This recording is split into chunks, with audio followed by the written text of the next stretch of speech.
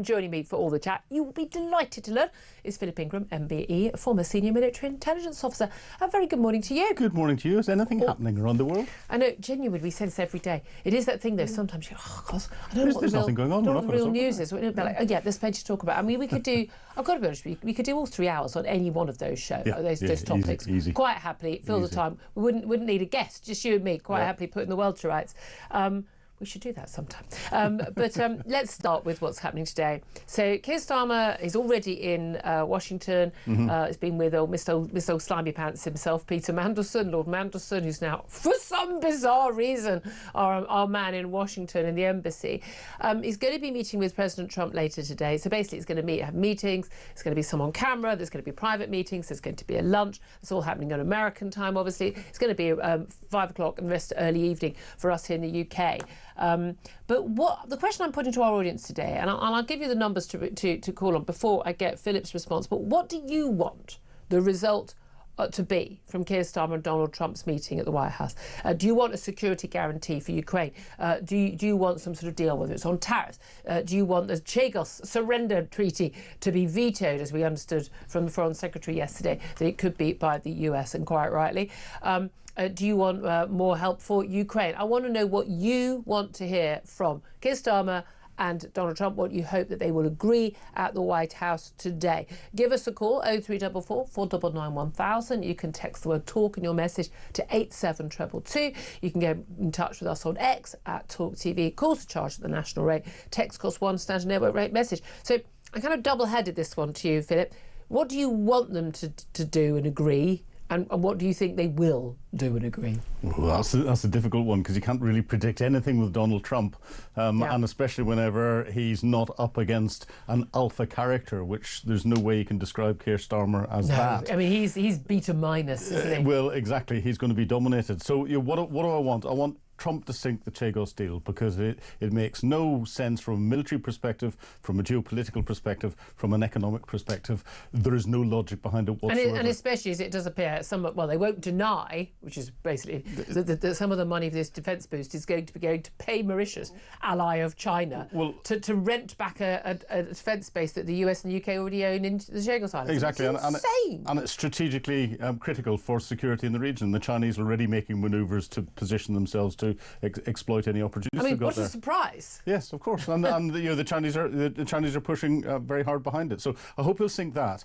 I hope what he'll do is turn around to Keir Starmer and say, right, 2.5%, brilliant, tick, well done for doing that. But 2027, you need to be looking at that quicker, and actually you need to be looking at the 3% and possibly more even quicker. And let's open a relationship between the UK and the US from a defence industrial base, and tie that into then no tariffs to the UK on wider manufacturing. Wait, no, sorry, is that code for we'll spend a lot of taxpayers' money to order a load of military hardware from America, in return can we not have tariffs and other goods? Is that what you said? Sort of, but a lot of the big defence companies, your BAE Systems is a British company, but it's got a huge base in the United States and provides the United States military with an awful lot of their capability. We benefit from that. The F-35 fighter that is manufactured, we manufacture a good percentage of that aircraft. Right. Now, the thing that we have to balance off is that if at some stage in the future the US may provide a red flag and say you can't use the kit that's got US technology in it in operations, and that's something we have to be very careful of. Some sort of deal there. Okay. So those. And what about Ukraine? And Ukraine. I'm surprised you haven't mentioned Ukraine first. Well, Ukraine.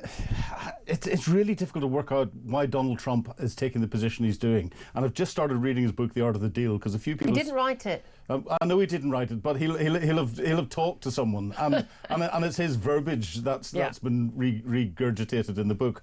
But a few people have said that if you look at what he's doing at the moment with Russia, in that book he says you bring in your hardest potential partner, in offering them anything, giving them something just to get them on the line, reel them in, and once you got them in the keep net or the landing net, then you give them the reality and a dose of reality. Right. I hope that's what he's going to do with Putin. Oh my goodness, so do I. Well, again, my big hope was I think on balance, I think Donald Trump was a better option. I would have voted for him. I loved a lot of the stuff he's done on wokeism and on government efficiency and Doge and the like. Really like his stance on Israel. But I remember thinking when it comes to world affairs, affairs. I'm like, we've got to choose between Israel and Ukraine at this point because both of these. But again, I don't understand how anybody.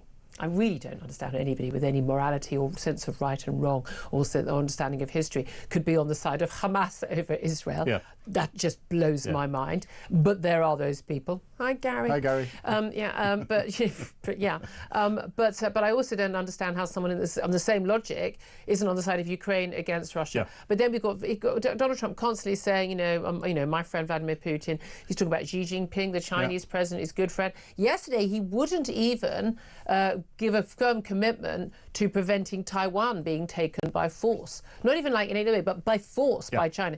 And he wouldn't comment on it. Now, I mean, this is getting really worrying. I can't imagine there are a lot of Republicans in the American Congress who and a lot of Trump's aides who aren't going, hold on a minute there. He's playing a very dangerous geopolitical game here. Putin will want to eke out any form of ceasefire or reduction in what's going on the front line as quickly as possible so that he can rebuild his military. He's already got plans to do that.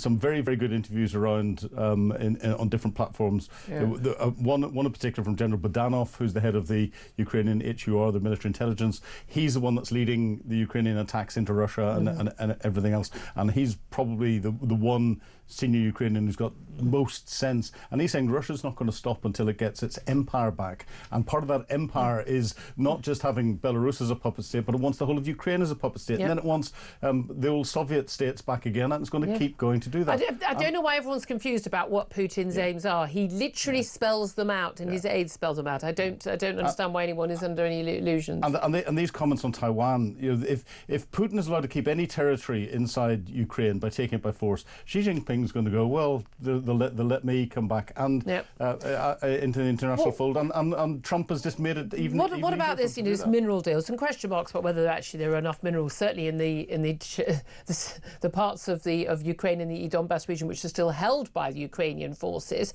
whether there are enough minerals there for this deal. It's gone from being a $500 billion demand to far less. $1 trillion. It's still in the billions, hundreds of billions, but. There's some thought that if there was a mineral deal, and we still understand that Zelensky is planning to travel to the US and will be at a meeting with Donald Trump on Friday, that some sort of deal, well, if there were American mining companies there, then that would require Americans to offer some sort of guarantee. It's clear that Keir Starmer and the French and probably the Germans too, offering to have a peacekeeping force in Ukraine, but not sort of on the front line, not sort of between North Korea and South Korea, but just in the country. But wanting that backstop of US guarantee that if anything happens, the US step in, effectively giving a sort of NATO support, not to Ukraine, but NATO support to the European NATO members' forces that are in Ukraine. Some sort of guarantee. It just doesn't look like we're going to get that either. Donald Trump's basically going, this is a European problem, it's not my problem. But our understanding on that was always that American presidents, last one as well, turning away from Europe, focusing on the Pacific, not the Atlantic relationships. But then if he's not even going to be defending Taiwan, then who is he going to help look after? And again, this is not about the goodness of American, charity. This is about national interests of America. Yeah, if he gets this wrong and Xi Jinping goes into Taiwan, the economic shock that we felt with Russia going into Ukraine 3 years ago will seem like small change. It's small change. The mineral deal is interesting, and some of the issues behind the minerals. China controls about 90% of the output of world's rare earth metals. Everything we have, all of our technologies, everything relies on rare earth metals, and China's got this cornering of the market. One of the big things, and some of the mines haven't even been opened inside Ukraine. The deposits are there, but one of the big things, a simple one, lithium for all of the batteries and things. China produces the majority of the lithium that comes out of the world, but it doesn't mine it. It's mined in Australia and elsewhere, brought into China for processing. They've got the processing plants. The United States has got one lithium processing plant and isn't bringing stuff in. Guess who owns it? Elon Musk and Tesla. Dun, dun, dun. No, conspiracy theories? Well, I've no doubt at all people are making money out of this. I mean, people do, but I mean, 'twas ever thus. 'Twas ever thus. I mean, Hunter Biden in meetings in Ukraine. I mean, with Mr. X drug addict, what skills do you have? Exactly. Why are you on the board of a big mining company in Ukraine? I'd love to hear from you. Really would love to hear your thoughts. What do you want the result to be from Keir Starmer and Donald Trump's meeting at the White House today? What are your hopes? What are your fears? What do you think will happen? Well, very different questions, are they not?